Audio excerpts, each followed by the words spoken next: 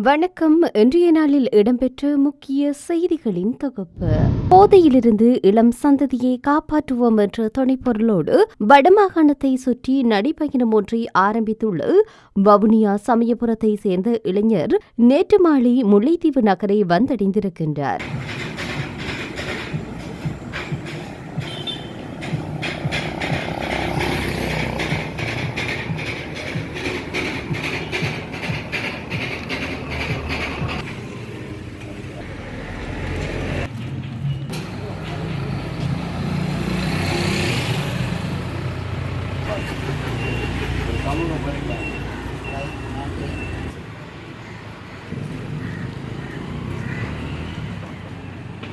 எடுக்காங்க சும்மா காட்டி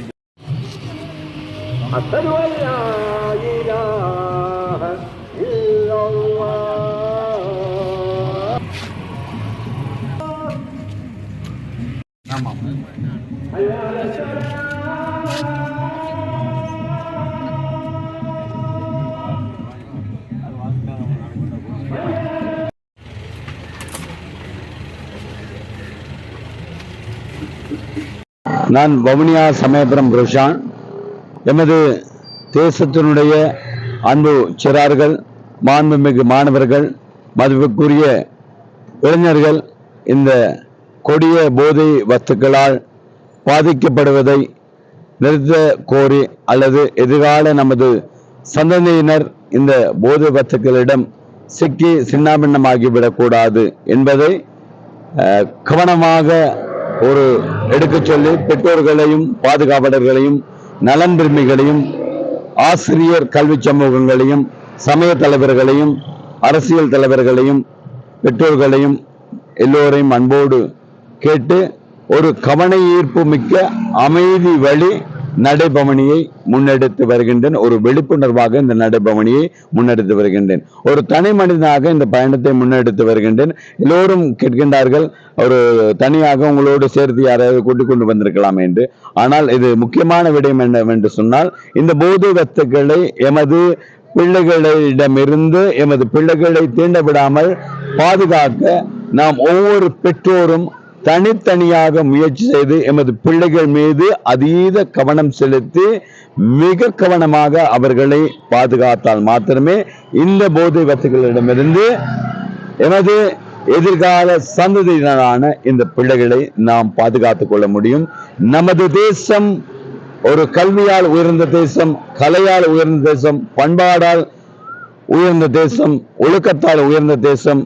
எனவே அந்த உயர்வான இடத்தை எப்போதும் நாம் விட்டுவிடக்கூடாது. எமது வட மாகாணத்தை சுற்றிய 11 தினங்களுக்கான நடைபவனியை நான் கடந்த 27ஆம் தேதி ஆரம்பமாகி மன்னார் சென்று மன்னாரிலிருந்து வெள்ளாங்குளம் வழியாக துணுக்காய் மல்லாவி வழியாக மாங்குளம் வருகிறது. மாங்குளத்திலிருந்து யாழ் நகர் சென்றடைந்து யாழ் நகரிலிருந்து பயணத்தை முடித்துக்கொண்டு நாவட்குழி வழியாக பூனகிரி வழியாக பரந்தன் வந்து நேற்று தர்மபுரத்தில் நின்று தர்மபுரத்தில் இன்று புதுக்குடியிருப்பு முல்லை மண்ணை இப்போதுதான் வந்தடைந்திருக்கின்ற 6 மணிக்கு மேலாகிவிட்டது நேரம். எனவே முல்லை மண்ணை வந்தடைந்ததும் சந்தோஷம். வலை சுமந்த மண், இங்கே பெரிய பெரிய இழப்புகளை, உலகே தாங்க முடியாத பெரிய இழப்புகளை சந்தித்த மண். இந்த மண்ணை மிதிக்கக்கூட இந்த மண்ணினுடைய பெருமை பற்றி சொல்வதற்கு எனக்கு அருகதை அற்றவன் நான் இருந்த பொழுதும் இந்த மண்ணை மிதிக்க, இந்த மண்ணை சுற்றி நடைபவனி செய்வதற்காக எனக்கு ஒரு வாய்ப்பு கிடைத்திருக்கின்றது. அதற்கு எல்லோருக்கும் பொதுவான இறைவனுக்கு நன்றி. நிஜமாக இந்த போதை வஸ்துக்கள் அற்ற எதிர்காலம் மலர வேண்டும். அதற்கு நாம் எல்லோரும் சேர்ந்து உழைக்க வேண்டும். எனவே எல்லோரும் பெற்றோர்களே, தாய்மார்களே, நீங்கள் அதிகமாக உங்கள் பிள்ளைகள் மீது கவனம் செலுத்தி இந்த போதை வஸ்துக்களை எமது பிள்ளைகள் நாட விடாமல் அவர்களை பாதுகாத்து எதிர்காலத்தில் எமது இளம் சந்ததியினர் சிறப்பான ஒரு போதை வஸ்துக்கள் அற்ற எதிர்காலத்தில் வாழ நாங்கள் எல்லோரும் உழைக்க வேண்டும் என்று உங்களை அன்போடு இரு கரம் கூப்பி கேட்டுக்கொண்டு இந்த காணொலியோடு இந்த ஊடக சந்திப்பை நிறைவு சொல்லிக் கொள்கின்றேன். ஊடக சந்திப்பின் நேரம் எனக்கு வந்து வழிநடுக ஊடகவியலாளர்கள், சமூக ஊடகவியலாளர்கள், ஊடக அமையங்கள் எல்லோருக்கும் பொதுமக்கள் எல்லோருக்கும் எனது மனமார்ந்த நன்றிகளை இந்த முல்லை மண்ணில இருந்து தெரிவித்துக் கொள்கின்ற. இந்த நடைபவனி சிறப்பாக நடைபெற உதவி புரிந்த அத்தனை பேருக்குமே, அத்தனை உள்ளங்களுக்கும் நன்றிகள். நாளை தினம் நாங்கள் ஒட்டி சுட்டானை நோக்கி ஒட்டி சுட்டான் இந்த நெடுங்கணியை சென்றடைவோம். நாளைய மறுதினம் ஒட்டி சுட்டானிலிருந்து புதன்கிழமை, அதாவது நெடுங்கணியிலிருந்து எங்களுடைய பயணமானது புடியங்குளம் ஊடாக ஓமந்தை சென்றடையும். வியாழக்கிழமை 6ஆம் தேதி அன்று ஓமந்தையிலிருந்து வவுனியாவை சென்றடைவிருக்கின்றது. எனவே வவுனியாவில் வாழுகின்ற எங்களுடைய இளைஞர்கள், யுவதிகள், விளையாட்டு கழகங்கள், சமூக அமைப்புகள், வர்த்தக சங்கங்கள், ஏனைய அமைப்புகள் எல்லாம் சேர்ந்து இந்த பவனியை சிறப்பானதொரு பவனியாக்கி தர வேண்டும் என்று உங்களை இரு கரம் கூப்பி கேட்டுக்கொண்டு விடைபெறுகின்றேன். நன்றி, வணக்கம். வவுனியாவில் மக்களுக்காக காடுகளை விடுவிப்பு செய்யுமாறு ஜனாதிபதி தெரிவித்த போதிலும் ஜனாதிபதியின் உத்தரவை சில அரசு அதிகாரிகள் உதாசீனப்படுத்துவதாக வவுனியா அபிவிருத்தி குழு தலைவரும் பாராளுமன்ற உறுப்பினருமான திலீபன் தெரிவித்துள்ளார். அவசர ஊடக சந்திப்பு என்னத்துக்கு என்று சொன்னால், இன்றைக்கு மேன்மதிங்க ஜனாதிபதி ரணில் விக்ரமசிங்கே அவர்களிடம் எமது கௌரவ அமைச்சர் தோழர் டக்ளஸ் தேவானந்தா அவர்களோடு இணைந்து தொடர்ச்சியாக நாங்கள் முன்னெடுத்த வேலை திட்டத்துக்கு அமைவாக, அழுத்தத்துக்கு அமைவாகத்தான் இன்றைக்கு இந்த வனவள திணைக்களத்திடமிருந்து வவுனியா மாவட்டத்தில் பல்லாயிரக்கணக்கான ஏக்கர் காணிகள் விடுவிப்பதற்கான அனுமதி தற்பொழுது கிடைத்திருக்கிறது. ஆனால் ஜனாதிபதி அவர்களது வேலை திட்டத்தை மதிக்காமல் செயற்படுகின்ற சில அரச அதிகாரிகள், உத்தியோகத்தர்கள் இருப்பது உண்மையில் வேதனையான விஷயம். அவ்வளவு முக்கியமாக இந்த காணி விடயத்தில் ஒரு மறைமுக அழுத்தங்களை கீழ்மட்ட அரச உத்தியோகத்தர்களுக்கு கொடுப்பது உண்மையில் ஒரு வேதனையாக இருக்கிறது.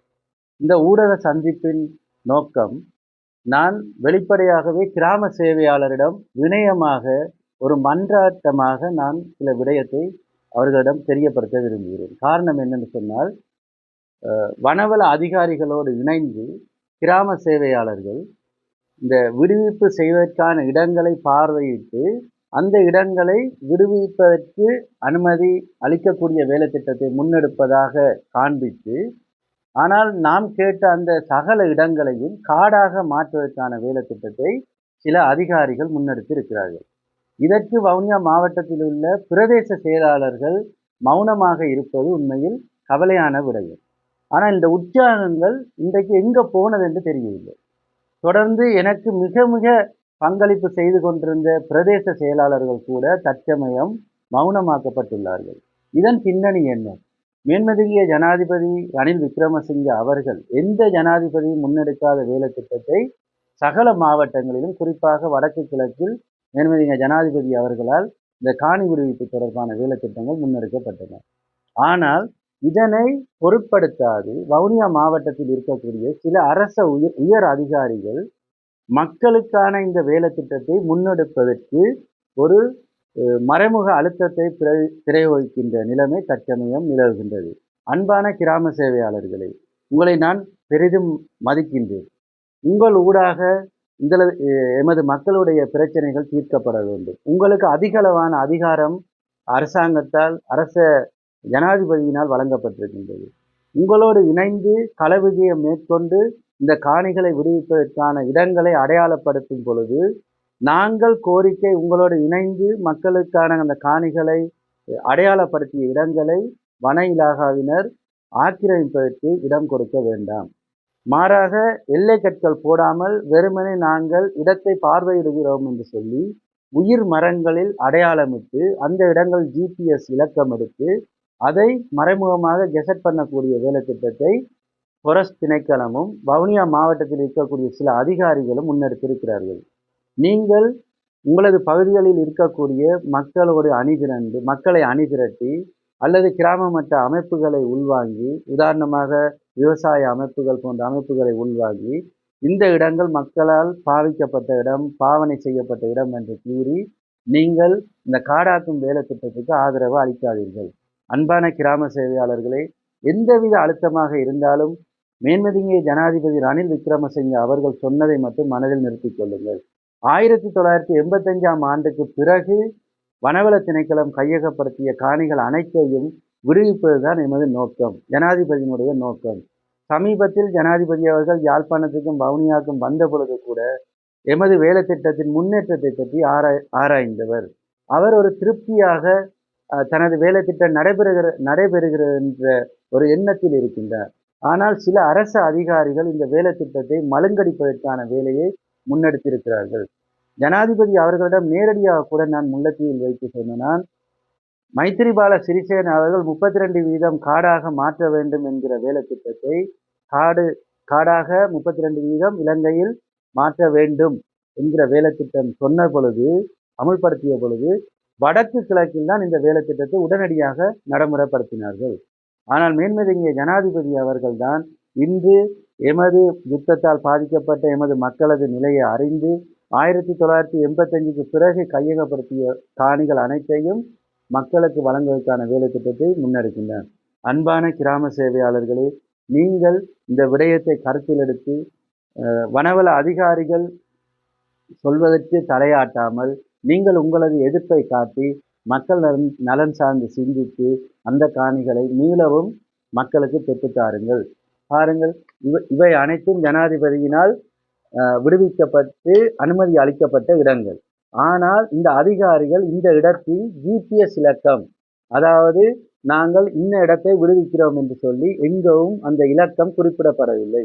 இதிலிருந்தே தெரிகிறது இந்த அதிகாரிகள் ஏற்கனவே மக்கள் வசித்த இடங்களைத்தான் மறுபடியும் மக்களுக்கு தரப்போகிறார்கள். எங்களிடம் பாருங்கள், ஜனாதிபதிக்கு நாங்கள் கொடுத்த அழுத்தம், அங்கிருந்து வந்த கடிதங்கள், வனவள திணைக்கள கடிதங்கள், இப்படி பல கடிதங்கள் இருக்கின்றன. இன்று வரை எந்த பாராளுமன்ற உறுப்பினரும் வடக்கில் இருக்கக்கூடிய கௌரவ அமைச்சர் டாக்டர் சேவானந்தா தோழர் அவர்களை தவிர எந்த பாராளுமன்ற உறுப்பினர்களும் இந்த விடயத்தில் கவனம் செலுத்தவில்லை. அது ஏனோ எனக்கு தெரியவில்லை.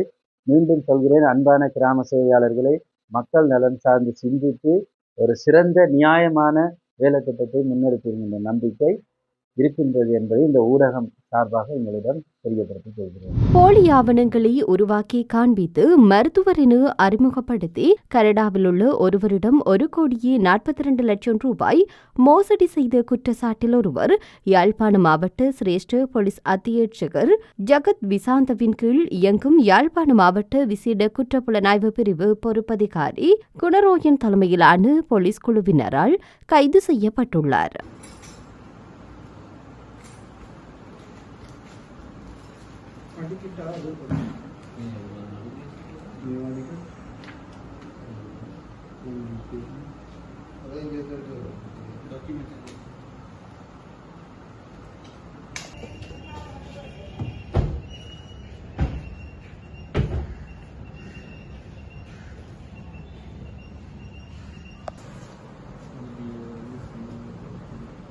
फाइल डॉक्टर आइडेंटिटी देन को फाइल देन को पहले वया आरन दिबे एक डॉक्टर आइडेंटिटी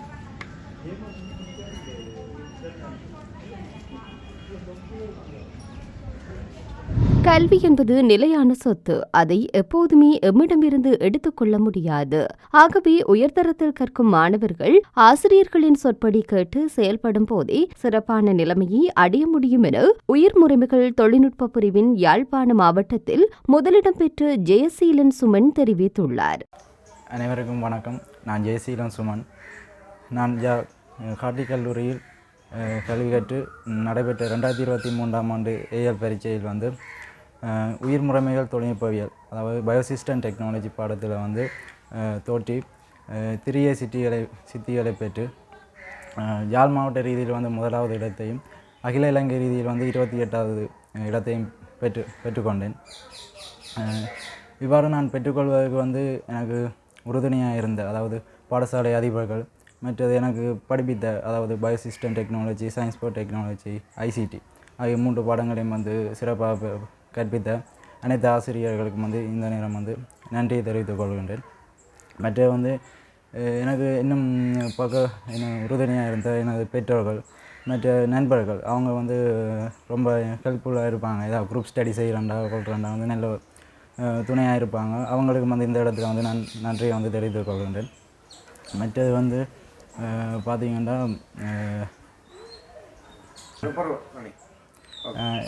இவ்வாறு நான் இந்த ரிசல்ட்டை பெற்ற மிகவும் சந்தோஷமாக இருந்தது. என்னை விட என்னுடைய பெற்றோர்களாக இருக்கட்டும் பாடசாலை சமூகத்தினருக்கும் மிகவும் சந்தோஷமாக இருந்தது இவ்வாறு ஒரு ரிசல்ட் பெறுவாங்க. ஆனால் சற்றும் என்ன சொல்கிற ஓரளவு எதிர்பார்க்காத ஒரு ரிசல்ட்டாக தான் வந்து இது அமைஞ்சிருந்தது. அது இன்னும் மிகவும் சந்தோஷமாக இருந்தது. அது சந்தோஷம். மற்ற வந்து இன்னும் ஒன்று வந்து இந்த இடத்துல இன்னும் ஒருத்தர் வந்து நன்றி சொல்கிற கடமைப்பட்டிருக்கேன். என்ன வந்து நான் ஸ்டார்ட்லேருந்து படித்த ஸ்கூல், அதாவது நான் தரம் 1லேருந்து ஓயில் வரைக்கும் வந்து புட்டளை வித்தியாலயத்தில் வந்து கல்வி கேட்டேன். அங்கே படிப்பித்த அனைத்து ஆசிரியர்களுக்கும் வந்து இந்த இடத்துல வந்து நான் நன்றியை தெரிவித்துக் கொள்கின்றேன்.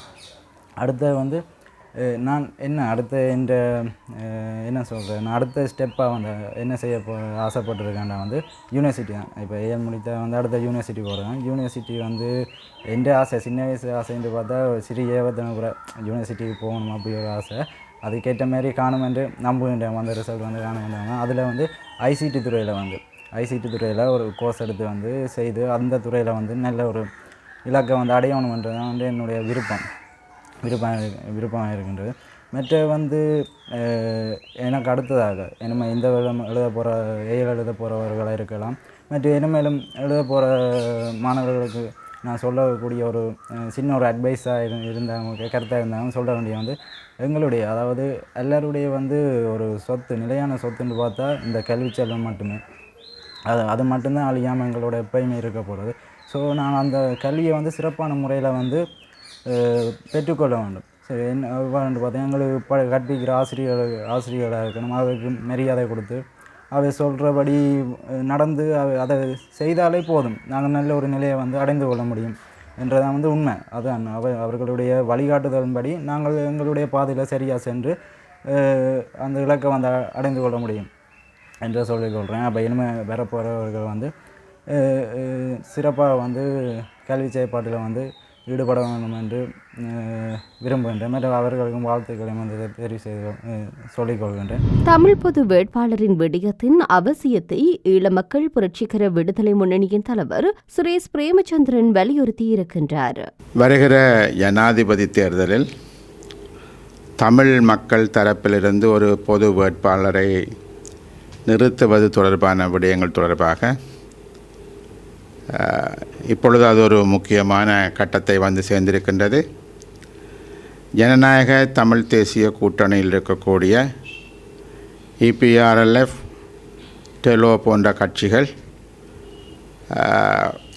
ஏற்கனவே ஜனநாயக தமிழ் தேசிய கூட்டணியானது கொள்கை ரீதியாக ஒரு பொது வேட்பாளர் என்ற நிலையை எடுத்திருந்தாலும் அதனை தொடர்ச்சியாக முன்னெடுத்து செல்வது சம்பந்தமாக தமது கட்சியிலிருந்து ஒரு காத்திரமான ஒத்துழைப்புகள் வேணும் என்ற அடிப்படையில் இப்பொழுது நேற்றைய தினம்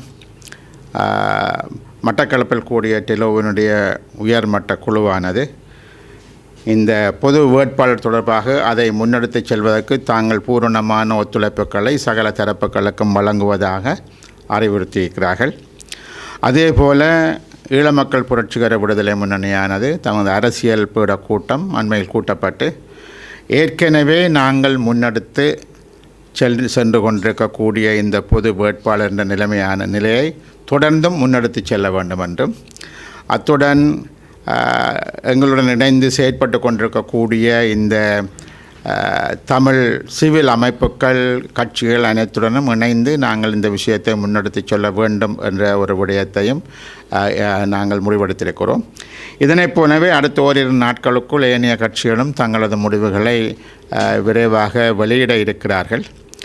ஆகவே அந்த வகையில் இந்த பொது வேட்பாளர் தமிழர் தரப்பிலிருந்து ஒரு பொது வேட்பாளர் தெரிவு என்பது பல்வேறுபட்ட தரப்புகளினுடைய ஒத்துழைப்புடன், அது தமிழ் சமூக சிவில் சமூக மட்டத்தில் இருக்கக்கூடிய பல்வேறுபட்ட அமைப்புகள், வர்த்தகர் சங்கங்கள், கூட்டுறவுகள், மீன்பிடியாளர்கள், விவசாய சங்கங்கள் போன்ற பல அமைப்புகளும் முன்வந்து இன்றைக்கு அது ஒரு முக்கியமான விடயமாக மாற்றப்பட்டிருக்கின்றது. ஆகவே அந்த வகையில் இந்த பொது வேட்பாளர் என்ற விடயத்தை இப்பொழுது அரசியல் கட்சிகள் மிக ஆழமாக அதனை பற்றி ஆலோசித்து அவற்றை முன்னெடுத்து செல்வதற்கான நடவடிக்கைகளை மேற்கொண்டு வருகின்றார்கள். இங்கே ஒரு கோரிக்கையை நான் முக்கியமாக முன்வைக்க வேண்டும். தமிழரசு கட்சியானது ஒரு சமஷ்டி அரசியல் அமைப்பை நோக்கமாக கொண்டு தந்தை செல்வா அவர்களால் உருவாக்கப்பட்டு உருவாக்கப்பட்டிருக்கக்கூடிய ஒரு முக்கிய அரசியல் கட்சி மாத்திரமல்ல, பாராளுமன்றத்தில் தமிழர் தரப்பிலிருந்து ஒரு கூடுதலான ஆசனங்களையும் வைத்திருக்கக்கூடிய ஒரு கட்சியாக இருக்கின்றது. ஆகவே வரக்கூடிய இந்த ஜனாதிபதி தேர்தலை எவ்வாறு கையாண்டால் தமிழ் மக்களுக்கான உரிமைகளை பெற்றுக்கொள்ளலாம், எவ்வாறு கையாண்டால் தமிழ் மக்களினுடைய எதிர்காலத்தை சரியான பாதையில் கொண்டு செல்லலாம் என்று சிந்தித்து விரைவாக முடிக்க வேண்டிய ஒரு பணி அவர்களுக்கு இருக்கின்றது. ஆனால் அவற்றை அவர்கள் ஒத்திவைத்து நாங்கள் காலம் வரும்பொழுது முடிவெடுப்போம் என்று சொல்வது நிச்சயமாக தமிழர்களுடைய எதிர்காலத்திற்கு உகந்த கருத்துக்கள் அல்ல. ஆகவே தமிழ் மக்களினுடைய நலன்களை கருத்தில் கொண்டு, தமிழ் மக்களினுடைய உரிமைகளை பெற்றுக்கொள்வதை கருத்தில் கொண்டு, தமிழ் மக்களினுடைய எதிர்காலத்தை கருத்தில் கொண்டு தமிழரசு கட்சியானது ஒரு சரியான முடிவை மிக மிக விரைவாக எடுத்து எல்லோருடனும் இணைந்து பயணிப்பதானது தமிழ் மக்களுக்கு நிச்சயமாக தேவையான ஒரு விடயமாக நாங்கள் கருதுகின்றோம். ஆகவே அந்த நிலையில் தனிப்பட்ட நபர்களாக எதிர்த்தும் ஆதரித்தும் கருத்துக்கள் செல்வது என்பதை மாற்றி கட்சியாக இவற்றை முன்னெடுத்து செல்வது என்பது இந்த காலத்தினுடைய அவசியம் என்பதை புரிந்து கொண்டு தமிழரசு கட்சி செயற்பட வேண்டும் என்பதும் எமது தாழ்மையான கருத்தாகவும் வேண்டுதலாகவும் நாங்கள் அவர்களுக்கு முன்வைக்க விரும்புகின்றோம். வடமாகாண அரசு சாரதிகள் சங்கம் யாழ் கைதடியில் அமைந்துள்ள வடக்கு மாகாண பிரதம செயலாளர் அலுவலகம் முன்பாக தொடர் போராட்டத்தில் ஈடுபட்டிருந்தனர்.